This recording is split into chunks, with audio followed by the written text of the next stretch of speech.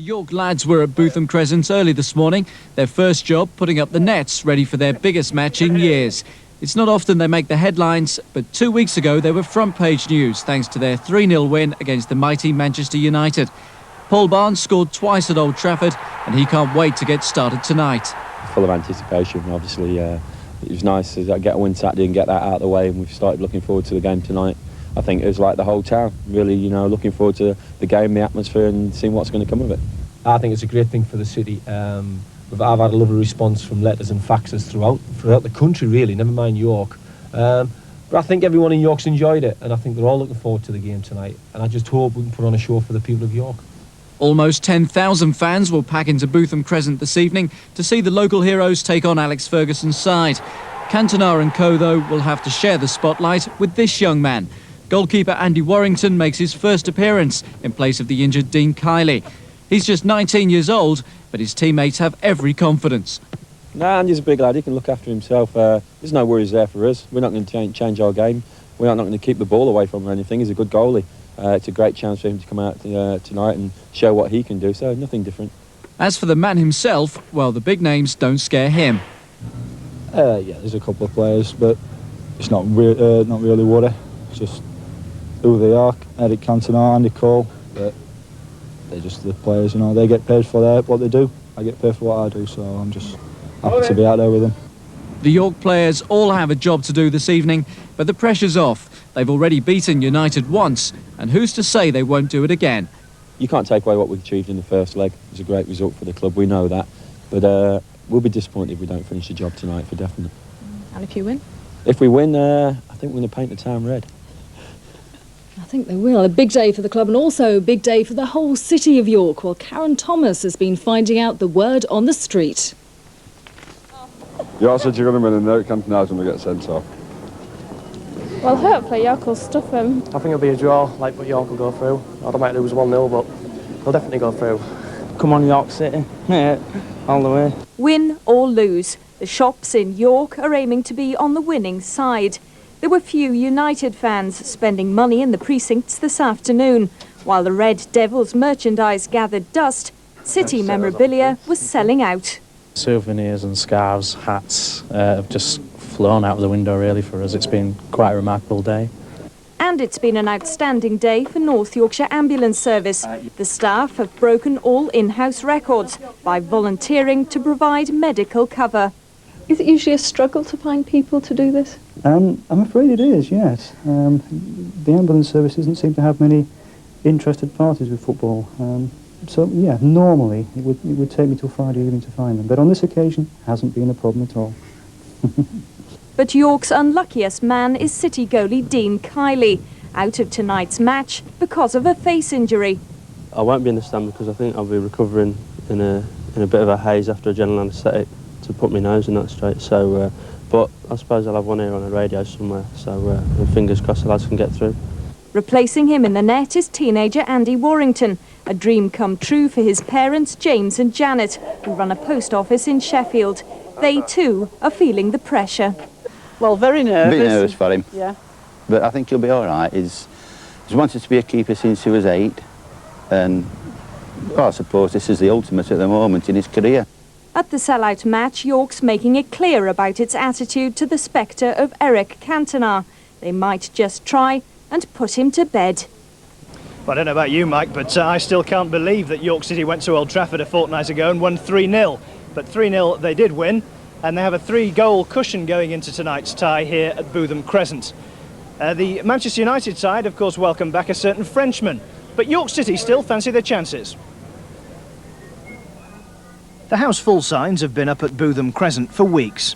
A capacity crowd of nearly 10,000 expected as York look to finish what they started at Old Trafford 2 weeks ago. They must do so without keeper Dean Kiely, in hospital for an operation after a serious facial injury. Interest in the second leg has been increased with the return of Eric Cantona. The Frenchman is sure to feature tonight for Manchester United. I'm a total supporter of Eric Cantona. I think he's fantastic. Obviously, great for the game. Be exciting for the club. I mean, just Man United will be exciting. Doesn't matter who's playing. I think obviously the title of Man United brings any crowds into the gates. So, but yeah, that'll be a bonus for obviously everyone. Yes, we have got a great chance, especially at home. but we're going to have a lot of stars playing, a lot of good footballers, and it's no way over. It's 10 years since York's last big cup upset. A last-minute spot kick by Keith Howden helped put the Minster men through against Arsenal. And he's done it! A decade on, and York City fans are hoping for a repeat performance. Well, that was the last time anything approaching cup fever gripped the city of York. It's not exactly a football hotbed, but this tie has really captured the popular imagination. Bill Arthur reports. Big crowds normally head for York's tourist attractions on the trail of the Romans and the Vikings, but tonight it's an invasion force of a very different kind heading for the city. All day, the second division club have been making final preparations for their big game against Manchester United, even down to the apprentices giving the senior players' boots a polish. A capacity crowd of 9,500 is expected, with so many pressmen, including some from France, that many will have to sit on benches alongside the pitch. Tickets have reportedly been changing hands for as much as £200, but despite travelling all the way from Perth in Australia, York fans Bill and Pat Donnison can't get into the game. I think Keegan took a dive down there, or it might have been that now, I can't remember, it was so long ago.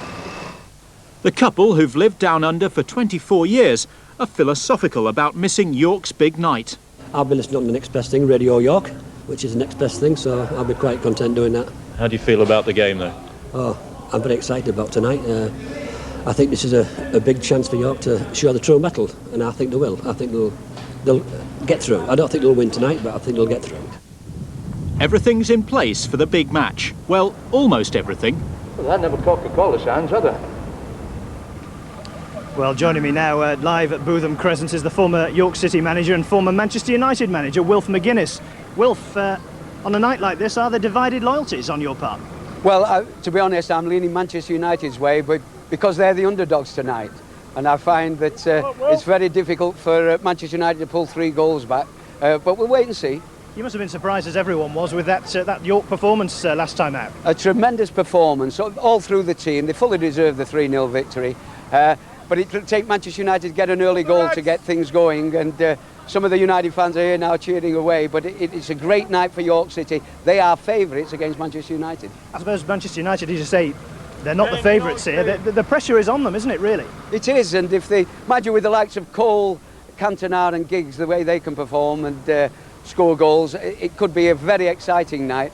But I must say, I'd be very upset if I was York City and found that we'd lost this 3-0 lead. I think they are favourites. You managed down here at York City during some interesting times in the 70s. What does it mean to the fans, do you think, seeing players like Eric Cantona playing down here? Oh, well, to see some of the best in the world. When I came, we played Liverpool and just lost with a last-minute goal from Kevin Keegan in one of the cup ties. But I don't think it'll be that way tonight, but it'd be great for the York fans seeing Eric Cantona. His first away game as well. Your gut feeling, how's it going to go? Well, I think York will get beat 3-1.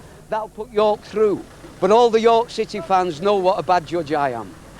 York perhaps going to Wembley? No, let's get it right. We're talking about tonight. We'll wait and see, but it should be a great night for everybody here at York. Wilf McGuinness, thanks very much for joining us. Enjoy the game. That's just about the scene down here at Bootham Crescent. Kick-off about 45 minutes away. And don't forget the best possible coverage on BBC Radio York tonight. This is Damien Johnson reporting live for Look North at Bootham Crescent.